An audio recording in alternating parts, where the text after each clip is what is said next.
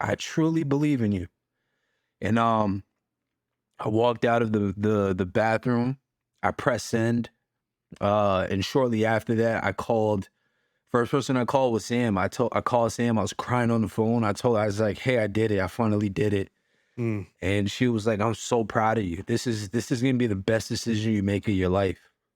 Before we get to the episode today, I want to thank our sponsor, Surf Prep Sanding. Whether you're looking for the highest quality of sanders, dust extractors, or abrasives, Surf Prep has what you need to take your project to the next level. I've been using Surf Prep for a couple of years now and know firsthand the quality of their products. The amazing family who stands behind their brand is by far the best in the industry. Use code MAKERLOUNGE, all one word, for 10% off your order at surfprepsanding.com. Thank you to Surf Prep and our patrons for sponsoring this episode. As always, I'll give a shout out to our top tier patrons at the end of the episode. And if you want to be part of that Maker Lounge podcast community, head over to patreon.com/Maker Lounge podcast. Welcome to the lounge. I'm Matt with Voltner Woodworking and your host of the Maker Lounge podcast, where every Friday we have a rotating group of makers hanging out and talking shop with each other. Just wait until you hear this guy's story. He stared into the mirror after quitting his successful day job and said to himself, I truly believe in myself. He and his girlfriend started posting on social media the projects they were doing for neighbors and formed a business. Growing their massive following on social media led to droves of real housewives in Atlanta sliding into their DMs with a business name that would make woodchucks chuckle. The owners of Woodwork, Anil and Sam, are in the lounge. Man, I love that introduction. That was quite the introduction. Thank you. Oh, I love that one. I love it. You can find a lot about somebody in their about section on their website. You know, it makes my job a lot easier as a podcast host. That is very true. That is very true. So hopefully the about section is up to date and I didn't just read a bunch of old information. Well, is it? It was all still accurate. All accurate. Well, good. So Anil and I met back at Workbench Con, and we were sitting around talking with some other folks, and he started talking to me about how he started his business and then mentioned you and Sam, and he said, you know, he gave you a lot of credit. So you weren't standing there, I think, at the moment, but he was giving you tons of credit for the success of the social media, especially, I think. So we want to talk about a little bit of that. But then as he started diving in deeper to his story, I was like, dude, this guy is inspirational. So I've got to have him on the podcast. I'm glad to be here. I'm truly glad to be here. I'm truly glad. So give me the kind of the intro story on how all this came about. You had a different job before, right? Yeah. We both had different jobs. I worked in IT for a data encryption company.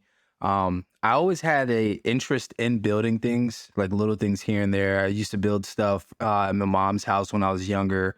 Had an apartment with my friend. We used to build things. I would sell little projects. And it wasn't until we bought our townhome that we realized how cookie cutter everything is. And I started just tackling one project after another. You know, during my afternoons was pretty free.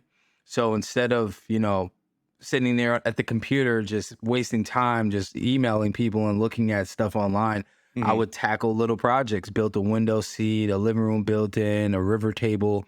And that just led into our neighbors starting to catch on to what it was I was doing. And they started to inquire about the projects and asked if we could give them quotes. And eventually I gave one of my neighbors a quote. She agreed to the project. And that's what made the light bulb go off in my mind. Like, hey, this is something that I can really, really do. Awesome. And did that for about a year. And as I was growing the business and it was starting to really catch traction, I'll let Sam chime in about how she got into the mix. But she kind of started to manage the social media side of things, and that really started to propel the business, and it just made sense for her to join the team. Yeah. Yeah, I really love the social media side of things, not for all the dancing videos, but how it benefits a business. Yeah. So I remember the first project he did that I really posted. It was a custom bar. It was beautiful. And I was like, I need to start posting these projects to get more more views. And I remember I kept running. I'm like, it has 3,000 views. It has 10,000 views. It just kept going. And from there, it was like an accent model that got like a couple of million views. And I said, this is brilliant. I'm going to keep posting. So then we grew our large following on TikTok. That always blows up quicker. Right. And then we moved it to Instagram, and then it trickled throughout all of them. Yeah. So your bigger following is, well, it's kind of a mix up between Instagram and TikTok, right? I think. Yeah, they're pretty equal now. Yeah. Yeah. Around what, 200,000 or so? Yeah, TikTok's around probably 180 something, and Instagram's around 150. Wow. That's impressive. So when it first started, was Woodwork the name? I asked Anil one Yeah. day, I said, so what are you going to name this? And he goes, Woodwork. And I looked at him real confused. I go, what? Like WOOD, WOULD? So my take on that is I always think like not at the current moment, but like long term, like way down the line. And I just thought that, you know, the word would work was SEO based. So if you're going on Google, you might type in would work for this, would work for that, or whatnot. So I thought maybe if I could build up the website enough and build up this SEO presence, when people search those terms on Google for a certain project, our business will pop up alongside other things that they're looking for. Mm-hmm. Yeah. That's very creative. Do you get a lot of people who spell it differently? And are you like, Yes. like Oh, yeah. Woodwood, like tongue WOOD double? twister. Yeah. Yeah. And then you have people that are like, I'm not even going to say it. I'm like, Yeah. it's an English word. What I guess that would be W cubed. Yeah, right. You could say 3W. Someone used to call us dubs. that. I'm like, that works. Yeah. Yeah, I like it. 3 dubs. We're gonna redo the Yep. intro. Yeah. So you started doing the projects like for your neighbors and stuff, as I kind of read about in the intro or the about section of your site, and I was kind of scouring your social media a little bit, and you've got some stuff from, you know, anything from like a how to, you know, or a quick little segment on how you would do like remove trim or something like that, all the way up to like more builds and stuff like that. Yeah. So And what's the focus essentially of the social media, and then what's the focus of the business? yeah, so our business, we focus primarily on built-ins. We do a little mixture of a few other projects that, you know, kind of built us up to this point, simply because we do have clients that reach out to us for projects. They can't find individuals to do it. And I have such like a warm heart to people. If they tell me that, you know, they want a project, but they can't find anyone to do it, and I know I can do it, for whatever reason, I always agree to the project. So that's my pain point. Sam always tells me I need to stop doing that, but Yeah, I she's don't shaking know. her head. For those of you not watching, by the way, we do this. We launched the podcast on YouTube a day early. So for those of you not watching this on YouTube, you should watch it. But Sam was shaking her head. So we'll interject there for a second and ask Sam. You know, with his kind heart, is he charging along with that kind heart enough to? At first, we really were figuring out. We broke even enough times to where now we both confirm the price makes sense in terms of materials, and then is there a profit to it? Because you can't work for free. Because with his kind heart, I truly think he might take a project, make no money, but you know, Yeah. bills. Anil would be like, it's a tax write-off. Right. Yeah. Give it back to the people, then give it to the government, right? Right. Yeah, that's great. So I wanted to cut you off there because I saw her shaking her head. But yeah, so you doing these projects, and so go ahead and pick up. Yeah, so our primary focus is the built-in side of things, but what I realized is we're in this unique space where, you know, it's just two of us. We don't have this like massive nationally accredited or nationally localized location-based business where we're just in all states. So my thing was, I told her, I was like, hey, you know, I want to get online and teach people that aren't local, that aren't Mm. here. You know, someone from New Jersey wants a slat wall or they want a board and batten on their staircase. I want to be able to actually show them how I do it so Mhm. that if they can't find somebody in their local area, at least they can take what it is that they learn from me and go do it themselves. Yeah. And that was ultimately like my main goal, was to be able to help people, you know, our customers, as well as help other woodworkers, carpenters, and other families in other locations. Yeah. And so part of it is the goal is to monetize some of that stuff that you're giving it away free to the end consumer, but you have a Correct. goal in mind to monetize on a lot of that stuff. Yeah. So I understand how social media works, Hmm. right? You can create a whole business model around that. A friend of mine that I met through a client that we did projects for last year, she introduced me to her son, and we invited him over to a Labor Day barbecue that we had one year. And we were talking, he was asking me, he was like, like, what's your goal like with all of this? At the Hmm. time, we were just crossing over 100,000 followers on Instagram, and we had 120 or something on TikTok. And he was like, what's your goal? And at first, you know, I was mentioning, you know, I enjoy building stuff. I want to keep building products and things of that nature. And he was like, well, really consider the idea of making one thing and then being able to reach a large audience, you know. And at the time, it was a small little thing, but he was like looking at, it was something else sitting on our coffee table on our porch, and he picked it up and he was like, you see this product, the person that made this is a millionaire, Mm. and it's a small $2, $3 item that was made once, right, to solve a problem. And now, you know, it's in multiple people, millions of people's of homes. And for each individual, they may spend $2, $3, $4 to buy this product, but this guy is generating the bulk of the revenue because he was the one that created it.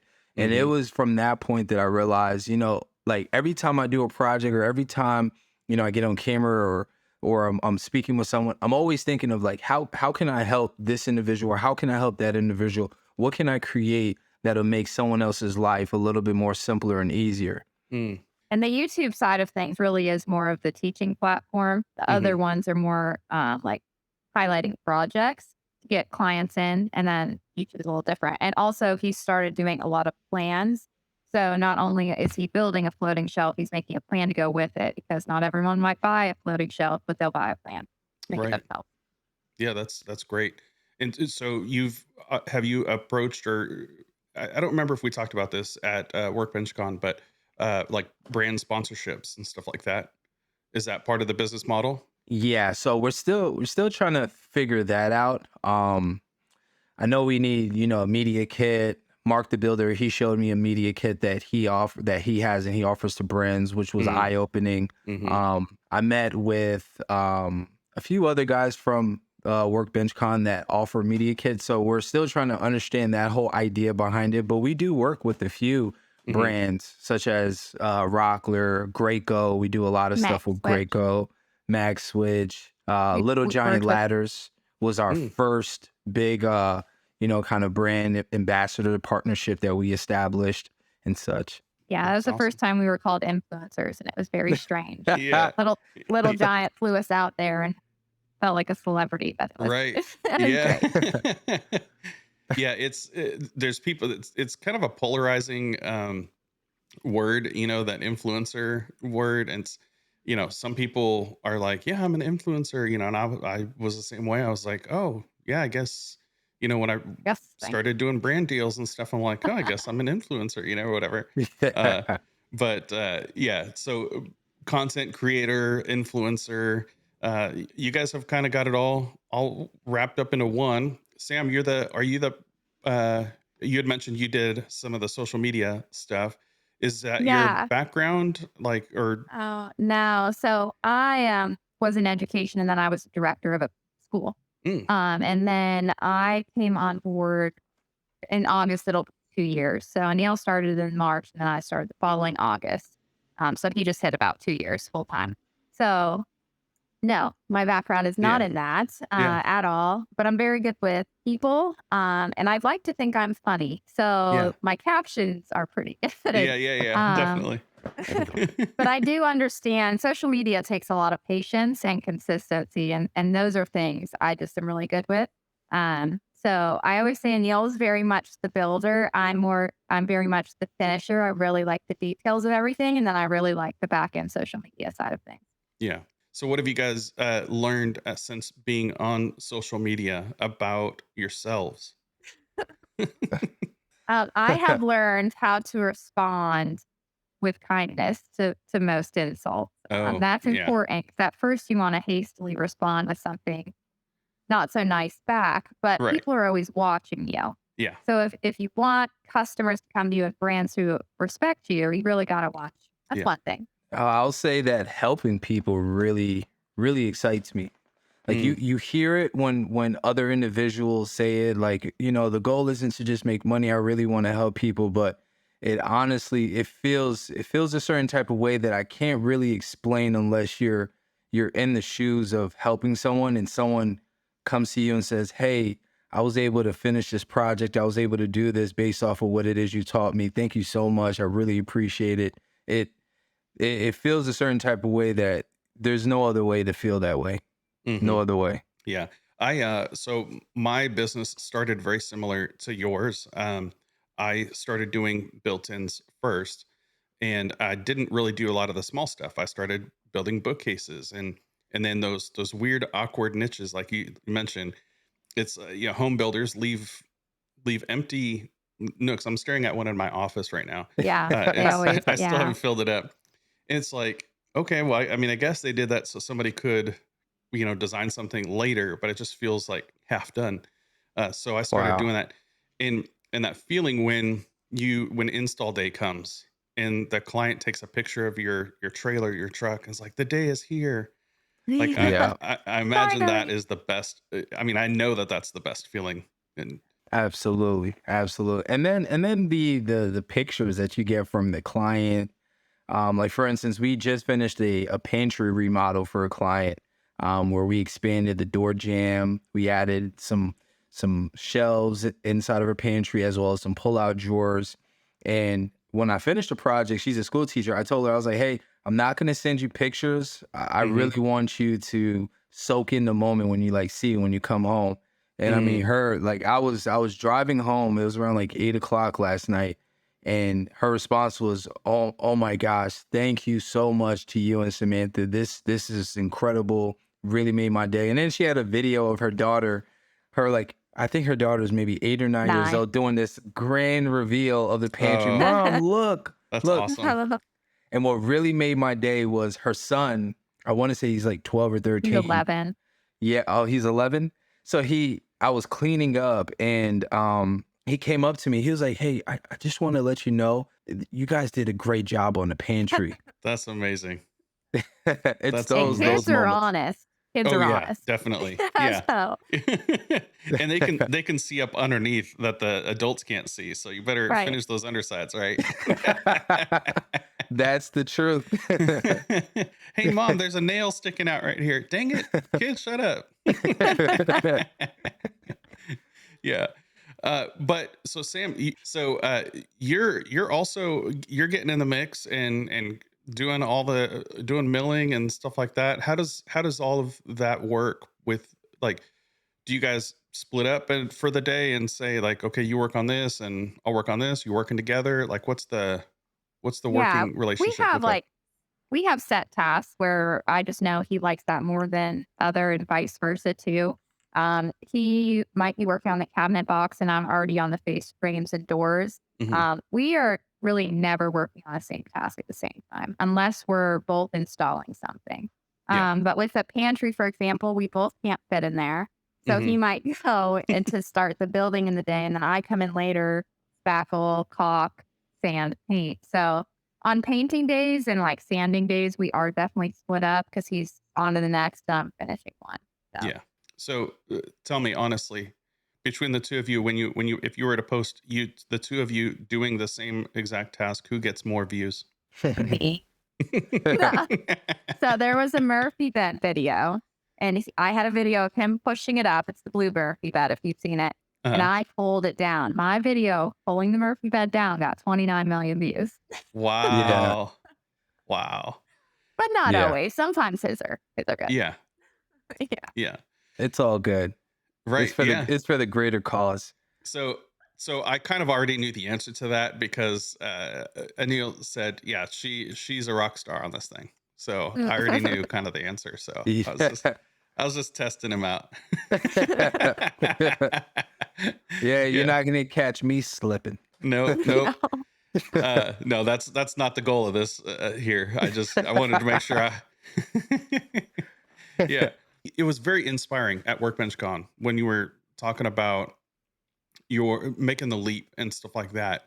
Yeah. And you shared a different perspective from some of the other people who have gone from having it as a side hustle to making it a full-time business, right? You know, I think what I kind of read in your about section, which is staring into the mirror and that whole process, making the leap. Yeah. So, man, it goes. We have to go a little bit further back in order to get to that point, but it started with this company that I worked for. It was called Give Smart at the time. And my role with the company was I worked with a lot of nonprofit organizations. I was traveling around America every weekend. Sam could tell you, every weekend I was traveling somewhere else working with the nonprofit because we had this technology that it helped them raise fundraising revenue during their galas and such. So I was the guy that would go teach their volunteers, teach their administrative boards how to utilize the product. Well, I did this for about 3.5 years. And the company ended up getting bought out. It was a small company, a guy named Max Romer and some guys here in America. They started it together.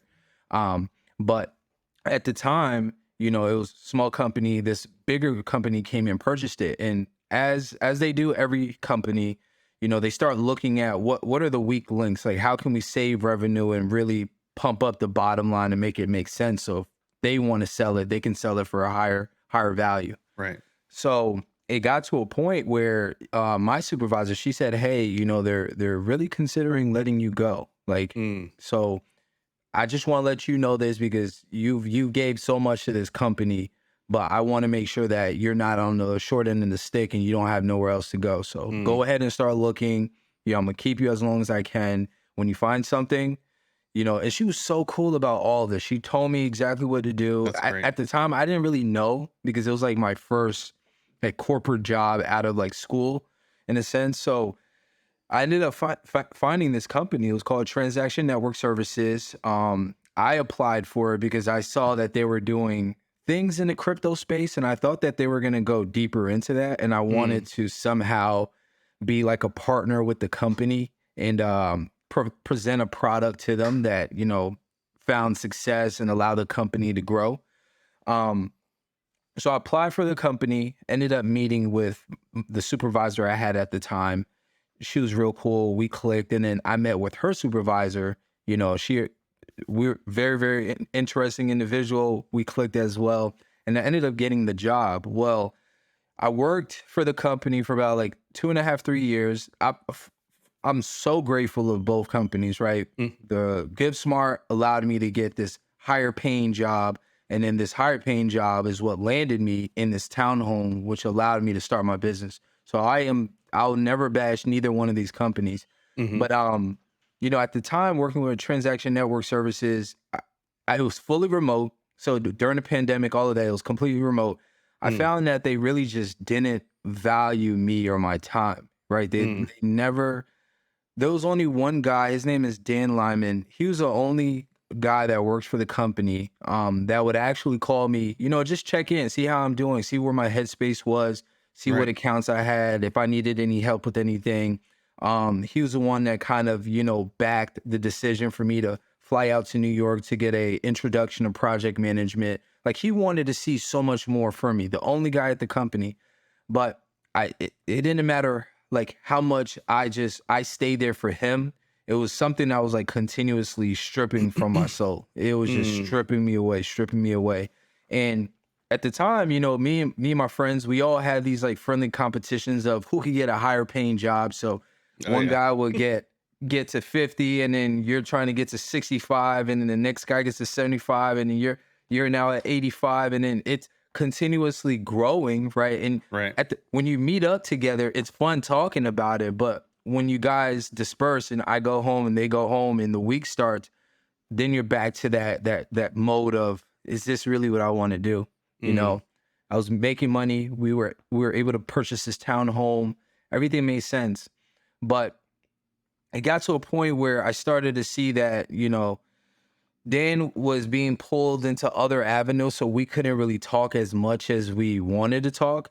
And then I was just in this my own oasis where I would reach out to other reps from the company. You know, I would get the cold shoulder. Some emails wouldn't get responded, and I really felt like I wasn't really significant. You know, so my happy place was building. Oh, I'm so sorry. No, you're good, dude. Yeah, so this hurts. Hurts talking about it like this. Yeah. So it started with the projects, you know, just building one thing, seeing it through, seeing the smile that I put on Sam's face for building something. It really brought a lot of joy in my life.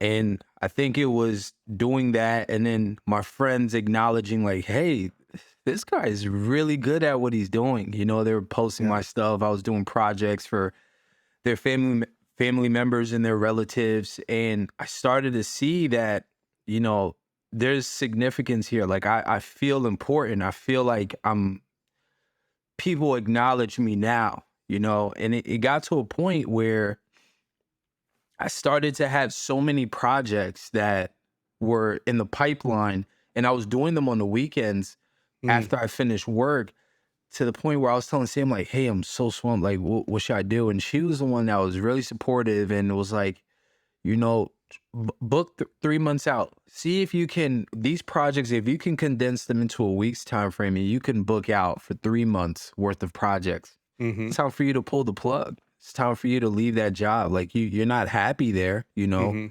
The pandemic kind of accelerated my like mentality and my like mind, the way I was thinking. And she was right. It was the only decision that needed to be made, but I couldn't make that decision because I was insecure about what it was that I was capable of doing. I didn't truly believe that I had what it took to grow a business and to start something that made sense. I've tried things in the past, but there was a lot of like procrastination within my personality that I was scared that if I quit, I would go back to that procrastination style mindset, and then things would fall apart. You know, I was scared I would lose the house. You know, I have a daughter and Samantha. Like I didn't want to jump out there and then not work, and then now we're losing everything that we have based off of my decisions. So all of this stuff was like bottled within me, and it hurt to think about it. Hurt to think that, you know, building makes me happy. This doesn't make me happy, but this pays the bills. So I have to stay here, you know?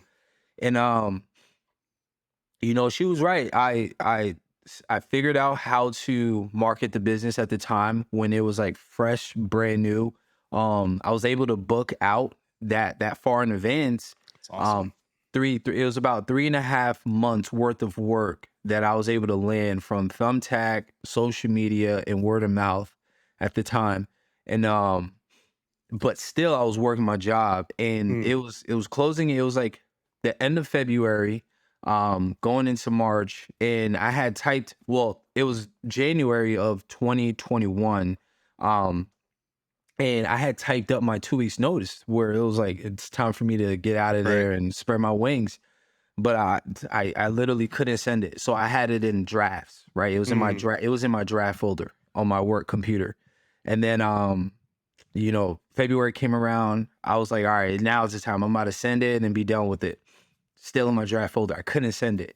Now, mind you, I have all these projects. My clients know I work a job, so they were okay with me coming in on the weekends and just working on it Saturday and Sunday, and then, coming back the next week working on it and such. So as that was happening, I was booking a few more jobs here and there, and then it got closer to the end of February, and that's when it really dawned on me that, all right, this stuff is really setting in on me. It's really starting to take a toll on my life. I need to really make a decision and really make like what it is that I'm gonna do. Like if I'm gonna continue down this path of just,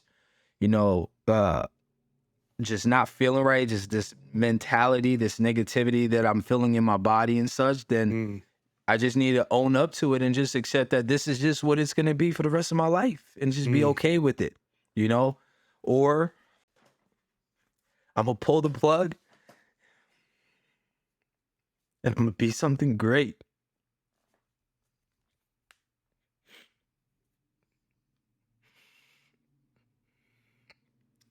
So March 3rd, 2021, and I did a podcast with Ethan. I told him 2020, but it was really 2021. So I want to make sure I corrected that. But I sent that 2 weeks notice in, and prior to sending it, it was a solid. It was through that door right there. I probably could just switch to move the webcam around, but through that door, I was in that bathroom for a solid 5, 6, 7 minutes, just looking at myself like, all right, once you press end, there's no reversing this, because these people, they probably don't even want you at the company. They're waiting for you to do this. Like, so when you do this, just know that you can't turn back around. You cannot turn back around. And I looked at myself. I truly looked at myself, and I try to go as deep spiritually as I possibly could, like as deep within myself to really like dig deep. And, I thought back to all the opportunities I had that I let fall to the wayside, the procrastination, the excuses. I thought back to all of that stuff, and I said, I'm going to leave all of that here. When I press send, I'm quitting on all of that. No more of that. And I did it. I told myself, I looked myself in the eyes and I said, Anil, whoever you are spiritually, like outside of this vessel of a body, like I believe in you. I truly believe in you. And I walked out of the bathroom. I pressed send. And shortly after that, I called. First person I called was Sam. I called Sam. I was crying on the phone. I was like, hey, I did it. I finally did it. And she was like, I'm so proud of you. This is gonna be the best decision you make of your life. Best awesome decision. And I called my best friend, Chris Claiborne. And I always call him because one thing about Chris, and if he watches this, I hope he sees this, but he believed in me before I believed in me. It's so good. Matt, I'm sorry, bro. I'm so sorry. I'm so sorry this is happening the way it is. You don't need to apologize at all. I saw this in you when we were at Workbench Con. You can tell when somebody has such a deep passion. There are people who you see and they talk about woodworking and they talk about their craft or their job, and it's a job. But for you, it's so much more than a job. It's like I could tell that this is it's your passion, but it's also your like reinvention. Absolutely. 100%. 100%.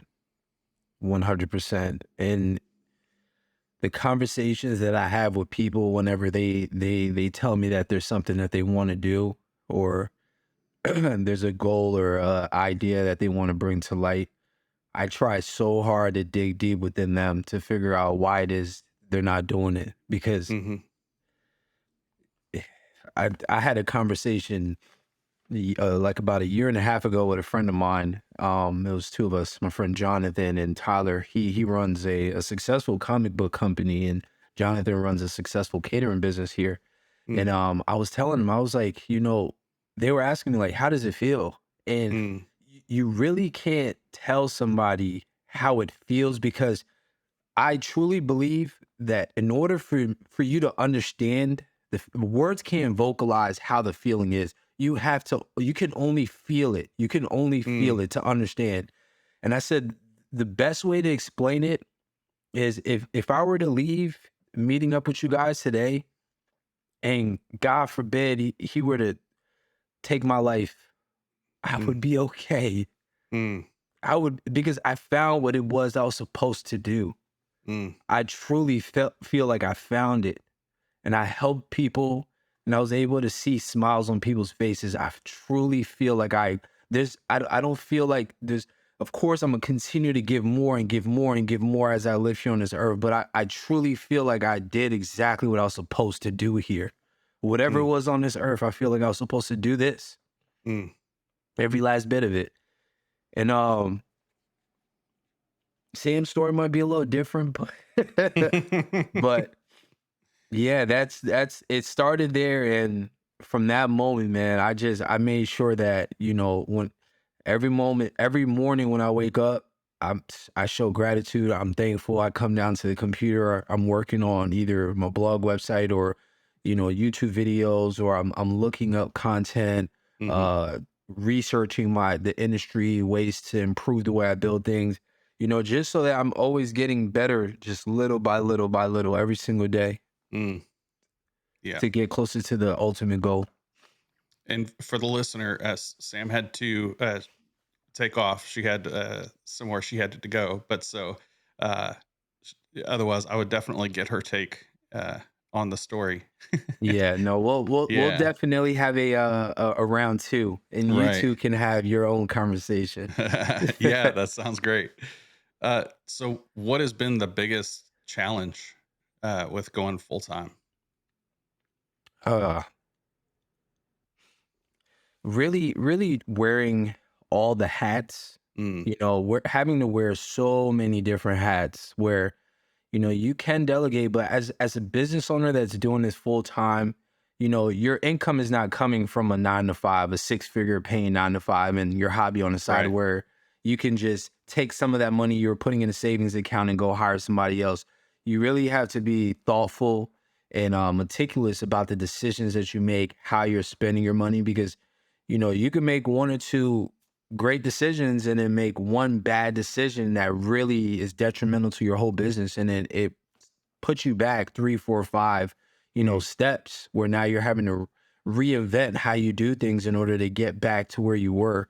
So it's having to wear so many different hats, understanding the process, so that when it comes that time where it is time to hire somebody else, you can read through people's bluffs if they're telling you the truth or if they're lying just to make Right. some money off of you. You can understand, like, I did this for the past year and a half. Like, I understand what you really have to do in order to grow what it is that you're doing. So I think that would probably be the hardest thing. And then I'll say the like, on a deeper level, the psychological pressures of, being a man, just women. I'm not gonna make this about like women and men and blah blah blah, but us as men, we cater to women. If they're upset about something, we're open. We have an open shoulder for them to cry on, and really comfort them and things of that nature. And Sam is very comforting to me. If I have a problem, she's there listening and such. But sometimes it's not like that, where you can always like cry on someone else's shoulder. We're supposed to be the strong figure. So a part of us, I wasn't raised around my dad, Mm. so I don't know if you know, at the time being emotional was okay. Now I'm fully transparent about it. I'm okay with it because it's just genuine. It's me in its Mm-hmm. authentic form, and I'm okay. But if you you have to think about your business. All right, is the business growing? Is the business losing money? Right? You can't really blame no one else. It's you as a business owner. Right. Psychologically, things might be going on. There might be issues with your mom, like health complications or things like that might be bothering you. And you could talk about it, but you can't really get. There's no answers the answers that you're looking for are just they're just not there because you can't go in someone's head and tell them, hey, tell me this, or say, I just need you to say this to me, because a part of you, I don't know if it's really making sense in a sense, but what I'm trying to say is a part of me feels that, you know, you have this business that you have to care for, you have a family you have to care for, you have Mm-hmm. friends you have to care for, you have a family you have to care for, and then you're supposed to be this pillar that's just so grounded and so solid Mm. that you can't fall over, because the moment you start falling over, then everything else starts to shake and break apart. And I think that has been one of the harder parts of all of this for me. I feel like Mm. you're my psychiatrist I in a was I was sense, fixing man. to I was fixing to pay you because you're speaking to me. I mean, like you're getting to me. I'm like, oh, wait a minute. I'm talking to psychiatrists right now. This is deep. This is very deep. And how does that make you feel? Oh Yeah. man. No, I think that's great. I'm going through a lot of the same stuff because my wife, her whole family, like it's like her grandparents are aging out and are having issues, and my both of my parents are having issues, and they're actually in Atlanta, um, and so I'm out here in Houston, and Yeah. so they're both having their health issues, Mm, and then so my wife's dad and her grandparents and everything else, and it's kind of it's up to me to be her, um to be her like rock, you yeah. know Yeah. and we we're Christian, and so we also have that piece that we have to keep our constant focus on the why we're here and Yes. what our focus is, and so but I get it. Like when you were speaking, it's like, yep, you gotta be strong, you gotta, and you're trying to make all these decisions for your business, and is this the right decision for my business? If I go out and I hire somebody to help, is that the right thing, or is that going to be the thing that puts us in the hole? Or, should I buy this new tool because it will help speed up progress, but then it's a huge investment. Yeah. Yep. Every little thing. Everything. And then on top of that, you have to be the pillar, that holds things together, you know. Hmm.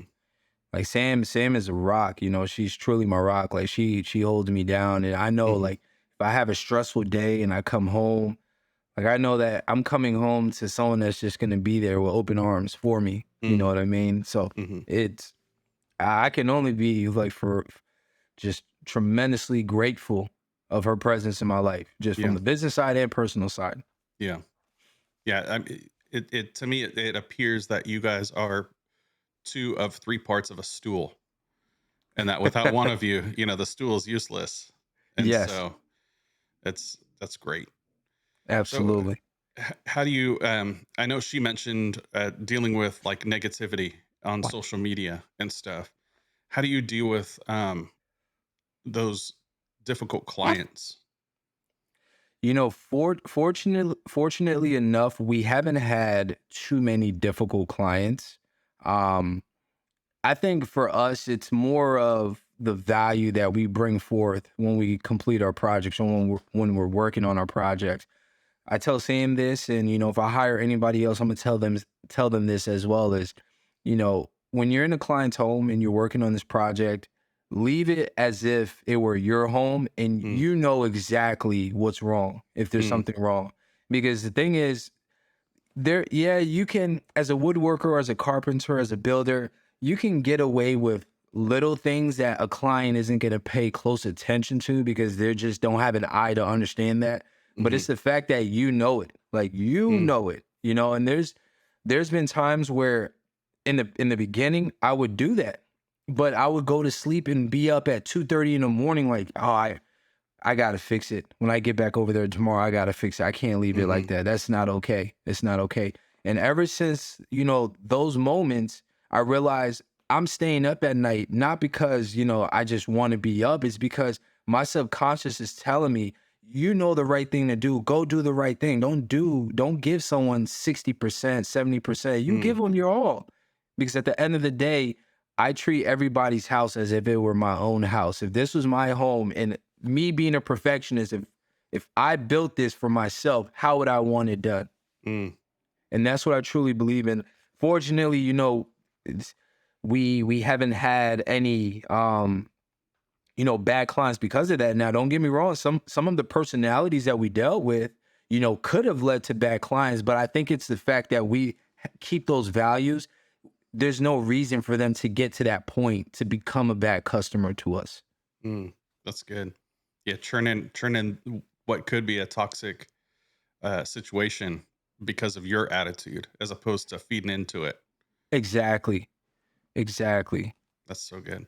So you're doing a lot of word of mouth and how to get in getting your new clients and stuff like that. It's mostly word of mouth. Yeah, so all of last year we were about 60% in one neighborhood, Mm.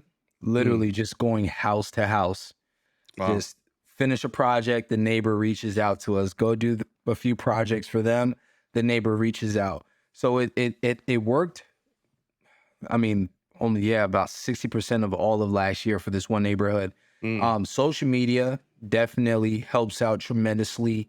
The reach, of course, is global, right? So you have Mm-hmm. it goes everywhere, all over the place where Instagram reaches. But, you know, our profiles are somewhat optimized that when we start to get the traffic that feeds back to our account, the ones that are local, they know exactly that, hey, these guys service Atlanta, you know, so Mm. like if we need projects done, we're going to reach out to them. Yeah. And, you know, it was pretty cool. From the word of mouth side of things that we have like people that follow us in Texas or Oregon or California that will actually send our profiles to their friends in Atlanta and say, hey, these guys live in Atlanta, reach out to them. They do a phenomenal work. So it's like Mm. clients that we haven't worked for, they understand us, you know, they believe in us, they believe in what it is that we do, and they Mm-hmm. recommend us to their friends and family, even though we haven't done anything with them. Yeah. Yeah. That's great. And Facebook is a great place for, I think, for that localized traffic, right? Yeah. I found that I think although ads are they're phenomenal, they're great, they work Mm-hmm. to a certain extent still. I find that, you know, as we get older, the millennials and, you know, the baby boomers are, you know, past Mm-hmm. this realm or whatnot, but ads are people are starting to become numb to ads. Like Mm. we see it everywhere. We see it on YouTube. Like every 5 seconds there's ads. That's the reason why, you know, we don't care. We'll watch a video for 40 minutes and Mm-hmm. just click through 10, 12, 15 ads. We won't leave the video. We'll just click through them. Mm-hmm. Right? Facebook, you see ads. Instagram, you're seeing ads. Google, you're seeing ads. You're seeing ads everywhere. I think people are starting to become a little more numb to the idea of being sold something through an advertisement. And I Mm-hmm. think, you know, we're gonna have to pivot back to more of a letter-based society where you feel a little bit more important when something is written out to you, or you get something where you can visually look at something and say, this is interesting. I actually needed this. Mm-hmm. Let me hold on to this and give them a call.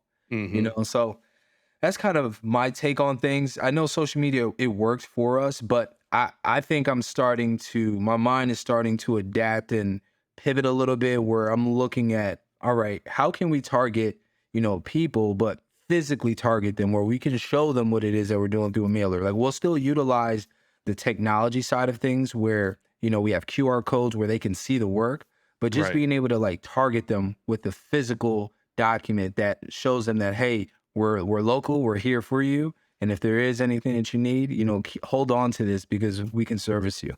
Yeah, that's awesome. Well, speaking of ads, I want to head over to the after show, and I would like to thank our patrons. We've got Jimmy McAnally, Artigiano Serio, Wimm Design, Calvary Customs LLC, Cleancut Woodworking, Bailey Thompson, Dave Garcia, Broken Lead Woodworks, Stark's Lagoon, Sawyer Design, Kodama Design, Dylan Furniture, and Shock the Fox, our top tier patrons. If you want to get in on that patron action, head over to patreon.com/MakerLoungePodcast. And also a huge thank you to our sponsor of this episode, which is Surf Prep Sanding. Go to surfprepsanding.com and enter the code MakerLounge, all one word, for 10% off. Anil, thank you so much for being here. We'll head over to that after show. Absolutely. And we'll, also thank Sam for being here. So she said, thank you. She said, great. We'll see you in the after show. Absolutely.